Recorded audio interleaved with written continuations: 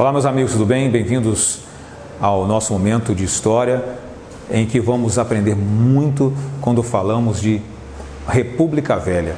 Esse momento de transformação que o Brasil vai passar aí, que será muito interessante. O que vai acontecer então com o Brasil saindo de um momento imperial para um momento republicano?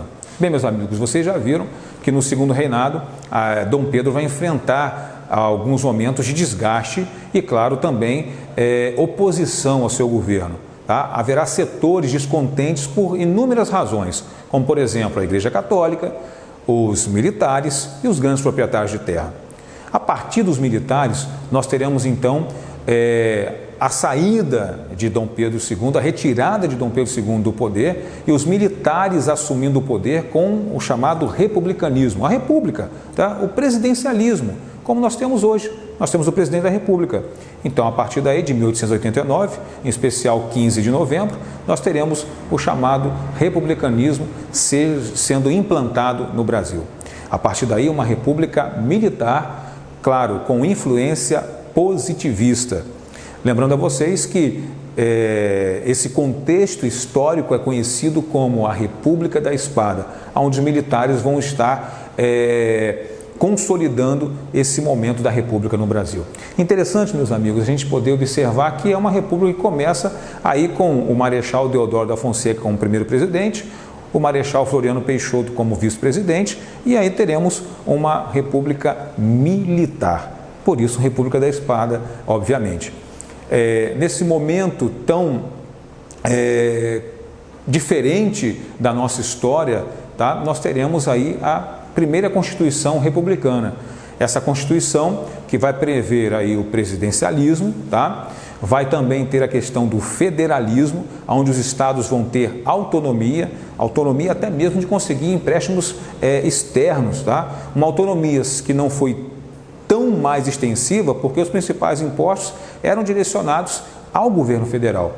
E teremos também a questão do voto, tá? Para maiores de 21 anos, tá? O voto que não foi dado para as mulheres, para soldados, para pessoas que faziam parte das ordens religiosas, os analfabetos, tá? Então fica claro para a gente que essa Constituição republicana era uma Constituição que limitava direitos, era uma Constituição excludente, tá? Diferente da nossa Constituição, que é chamada Constituição Cidadã de 1988, onde o direito é ampliado para todos, e nós sabemos disso, que nós temos nossos direitos garantidos. Mas vamos voltar à questão da República da Espada. Olha que momento conturbado. O nosso presidente, o Marechal Deodoro da Fonseca, naquele momento da República da Espada, ele começou a tomar decisões muito contraditórias do que se prevê numa república. Tá? Nós estamos falando de um momento da Belle Époque. Nós estamos falando de um momento do progresso, um momento da prosperidade, da crença que a humanidade poderia crescer através daquilo que a humanidade conseguia, através dos seus esforços, da ciência, do trabalho, enfim. Era um momento diferente, era um momento de grande otimismo cultural. Tá? E a gente, observando esse contexto, entra a situação positivista. Tá? Já observaram em nossa bandeira ordem e progresso? A ordem como base e o progresso como fim? São aí situações que deixam clara essa situação positivista que envolvia aí o nosso primeiro momento da República da Espada. O presidente em exercício na República da Espada, o Marechal Deodoro da Fonseca, que foi criado nos quartéis, tá, desde muito cedo, tá, começou então a imprimir a sua questão autoritária nas suas decisões. Tá? Esse autoritarismo trazia um desgaste muito grande naquele momento. Por quê? Ele não respeitava o Congresso, tá? Passou até a fechar o Congresso.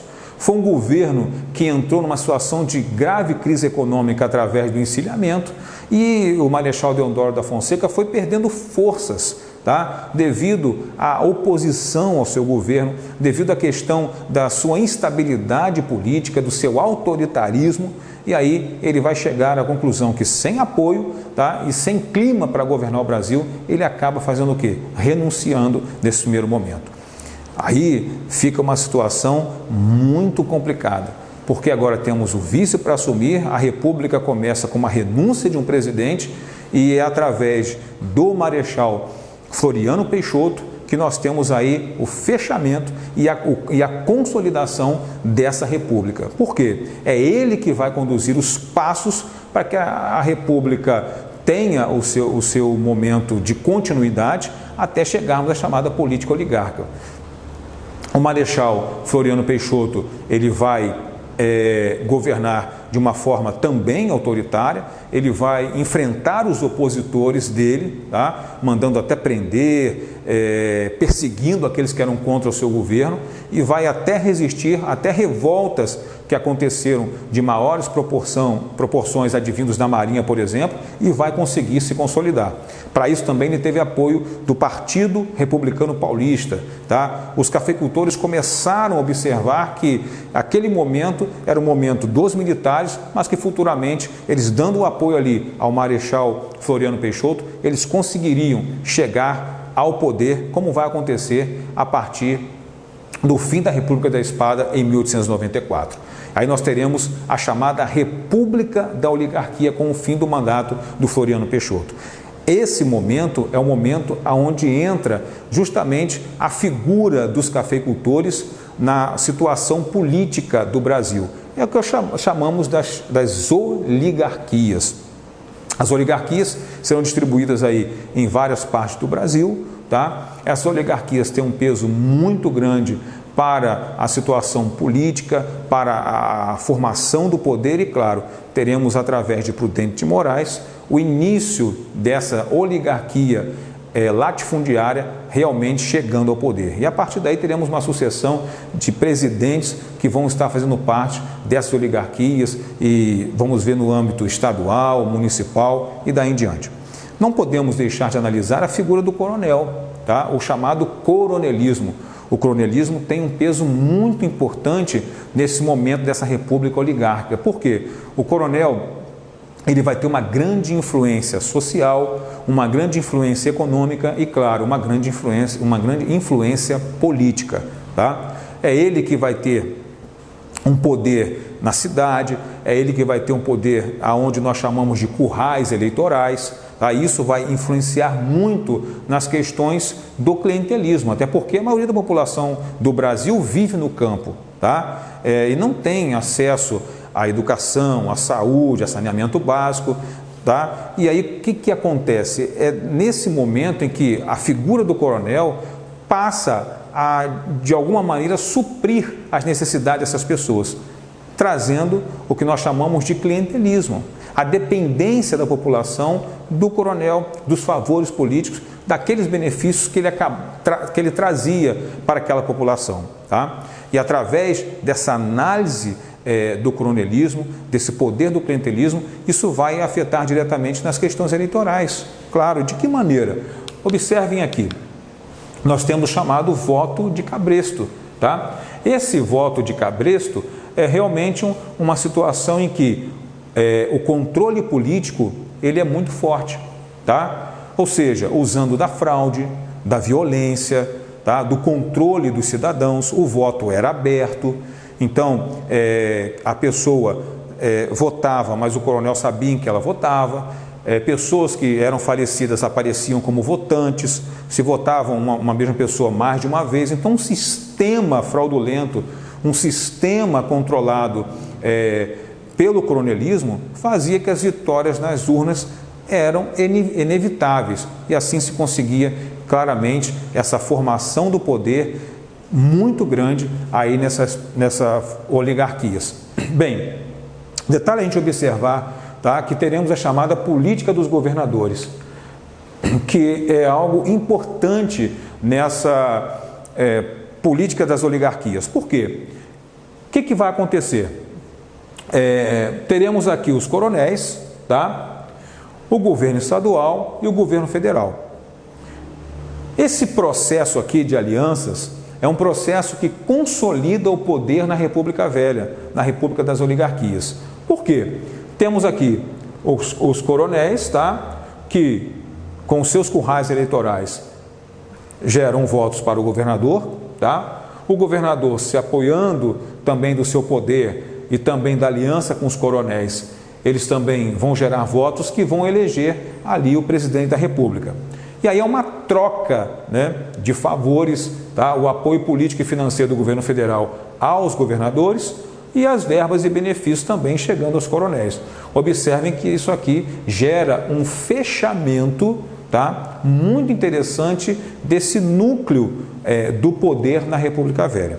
Daí nós teremos São Paulo e Minas Gerais, através da conhecida política do café com leite, se apropriando desse mecanismo aqui, tá? Esse mecanismo, da forma que foi concebido, vai ajudar claramente São Paulo e Minas Gerais. A gente fica naquela noção que um produz leite, outro produz café, mas não é isso que queremos chegar. Nós temos que analisar a questão política, tá? O fortalecimento político de Minas Gerais e de São Paulo para o controle do governo federal com a política do café com leite e, claro, com a força que foi aqui concebida toda a situação da política dos governadores. Esse é o detalhe importante. Assim, se tem um núcleo, tá, de força política muito forte nesse período, chancelados pela política dos governadores e pela política do café com leite sobre aí o domínio de São Paulo e Minas Gerais. Meus amigos, o café era o principal produto de exportação no Brasil, plantado em grande escala, vendido no mercado interno, no mercado externo. E o que vai acontecer? Os cafeicultores, eles começaram então a querer que o excedente da produção cafeeira fosse então comercializado, tá? Que pudesse ser vendido. De alguma forma, eles teriam lucro nesse momento com o excedente do café. É aí que vamos ter o chamado Convênio de Taubaté. Muito importante a gente perceber isso, porque o Convênio de Taubaté vai ficar acertado que o café excedente, tá, será comprado pelo governo federal. E isso, claro, utilizando os recursos do Tesouro Nacional, gerando aí futuramente um endividamento público imenso com essa compra excedente do café. Com isso, os cafeicultores podiam plantar, podiam ampliar suas lavouras sem nenhum problema, tá? Esse é um detalhe importante desse acordo do Convênio de Taubaté. Interessante também, meus amigos, para a gente analisar a sociedade do Brasil na República Velha, tá? Que é uma sociedade também com muita desigualdade social, vocês já perceberam isso, e que camadas populares também vão se revoltar. É interessante, vamos abordar na próxima aula, as revoltas urbanas, as revoltas rurais que vão acontecer. Canudos, revolta da chibata, revolta da vacina e contestado, e que nós vamos aí estar analisando na próxima aula. Forte abraço!